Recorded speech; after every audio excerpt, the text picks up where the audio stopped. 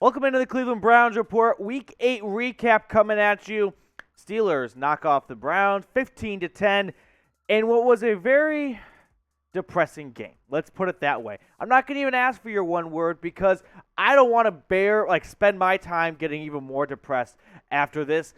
Not beat down 15-10, but at the end of the day, the Browns never looked like, I don't know if competitive is the right word, but down the stretch, to me, it just jumped out of, please don't say same old Browns, right? I don't want to go down that path, but why are we approaching that path right now? A couple quick notes here, some stats to go over before I give you my analysis and takeaways from the game.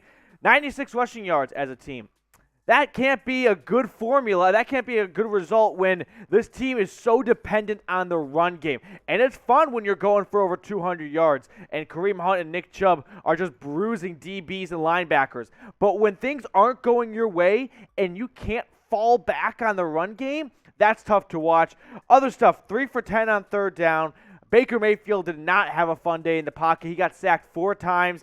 The Steelers were all over him, and he had that great rah-rah pump-up, shoved out of bounds, late hit, get the crowd into the game, only for a fumble to ensue right afterwards. And somehow the Pittsburgh Steelers have this great habit, and it's a really crappy and annoying habit, of bringing the worst out of the Browns each and every time they play, it feels like. Browns were on the cusp of their first 3-game win streak against the Steelers since, I think the broadcast said 1989.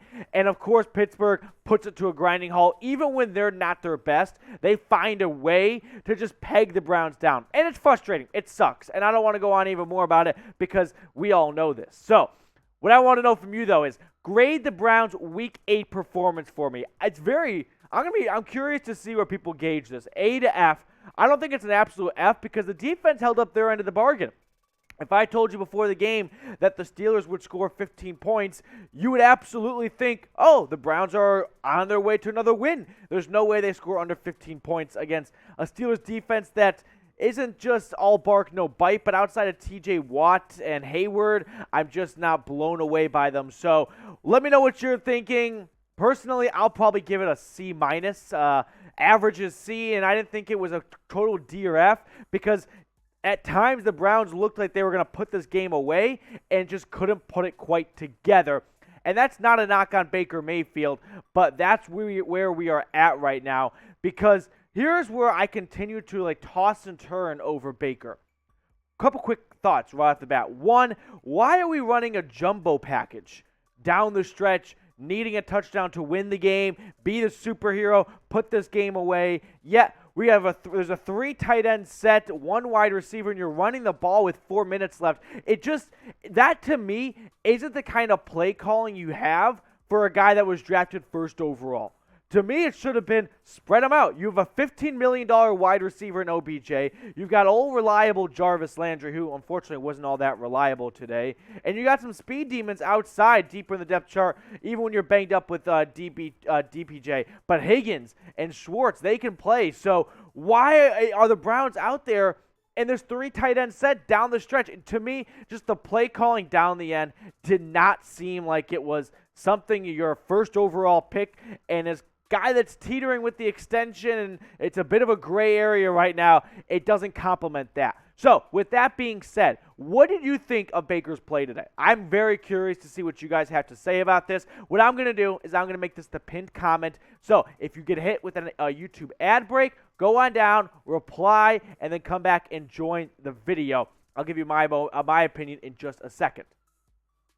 For me, it's hard to pinpoint yet again. Baker continues to be this polarizing quarterback across the fan base where I love his toughness, his resiliency, his grit, the way he gets a late hit out of bounds. And what's the first thing he does? He doesn't get up and ask for a flag. He runs down the sideline to get the crowd pumped up. He's clearly playing through pain. That's a fact. I think there are more than a handful of quarterbacks in the NFL right now that simply would have shut it down this year had that injury happened to them. Baker is just not quitting on the season. He doesn't care, it appears, about his next contract. He cares about this team right now. So when you look at that side of things, how do you not love that quarterback? But then you look at the other side of things of you have Baker Mayfield, who is just, I don't know, 200-plus yards, no touchdowns. The stats, again, they just don't look like the first overall pick.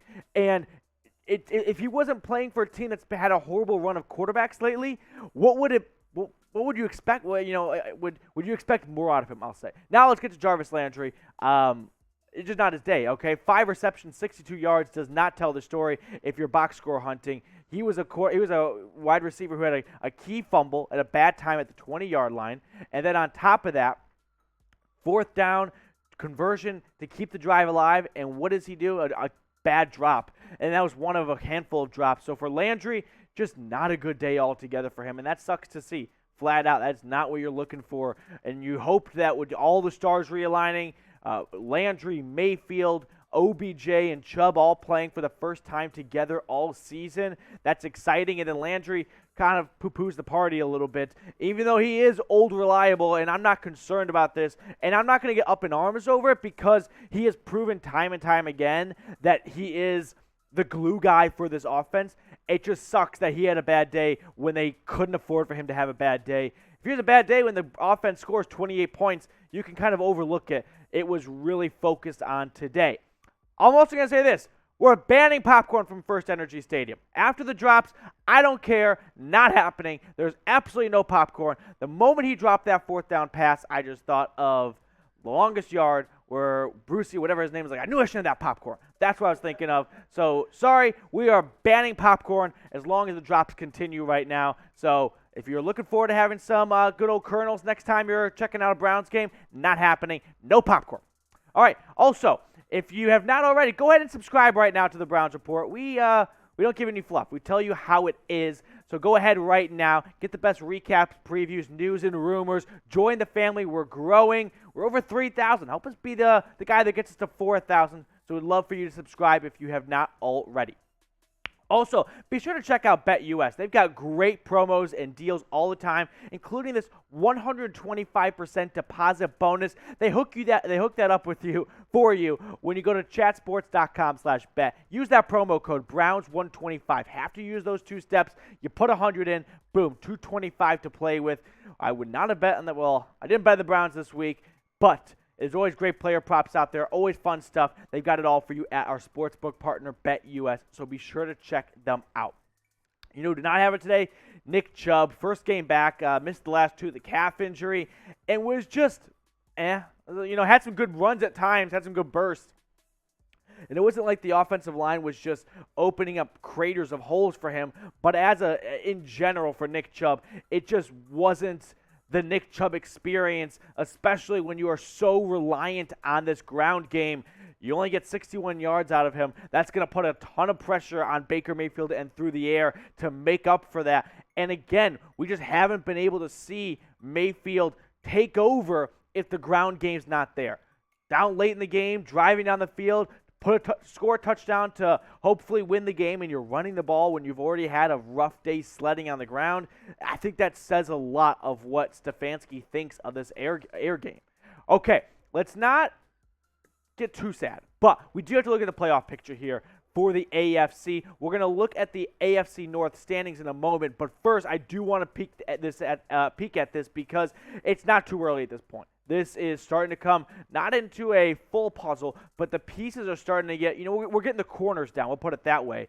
A handful. This is all the way after the 1 p.m. games so far on Week 8. So don't know the 3:30, 4:30 slate results just yet as we film this. But right now the Browns are on the outside looking in as that Steelers win slingshotted them ahead of Cleveland. And altogether, this AFC North is just tough, okay? That's my biggest takeaway. Look at the records. But when you're 4-4 and you're in last place in your division, that really speaks to what a tough division this is this year.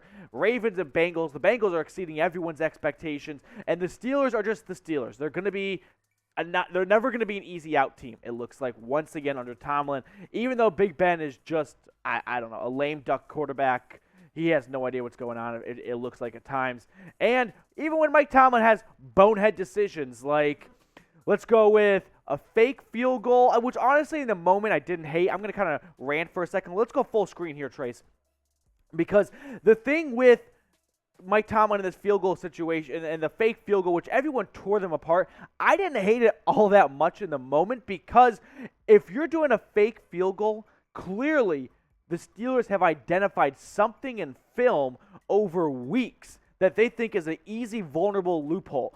And whatever that hole was, it clearly was clogged up because I bet the Browns noticed it too in their special teams meetings throughout the week.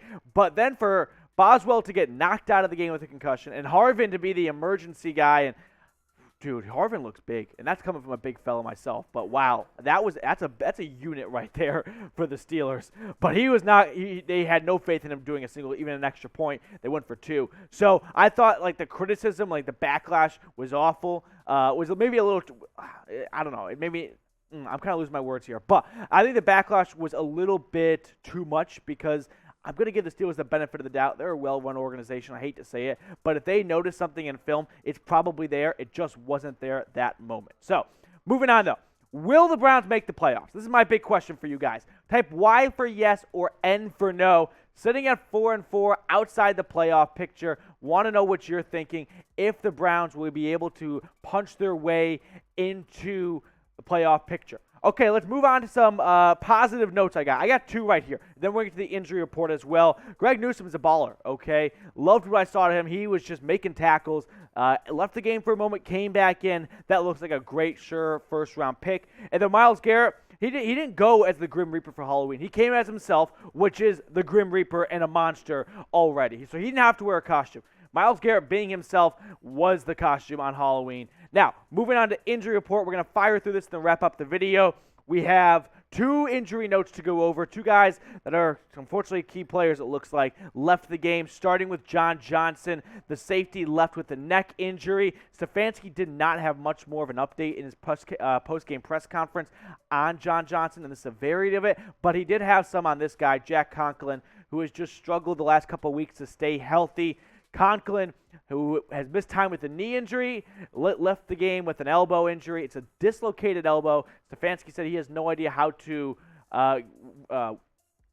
gauge how much time that means he will miss, but it looks like Conklin could be sidelined. I don't know. I'm not a doctor. Maybe a week. I don't know what a dislocated elbow does. I'm sure it doesn't feel good, and I'm sure it's not going to be just a couple days. But then again, this Browns team is tough. It's in their DNA. They tend to just push through injuries more than other players do and across the league. So it wouldn't blow my mind if Conklin's out there with the cash just playing through it. Also, make sure if you have not subscribed already, go ahead and subscribe right now to the Browns Report. No fluff. We give you it how it is. I'm going to hit you guys up tomorrow with a bit of an overreaction, some takeaways, winners, losers. Haven't quite penned down what I want to do, but I'm definitely going to be talking about Odell Beckham Jr., who I think needs to be traded after a 1-reception, 6-yard performance. Thank you guys for watching. Go Browns.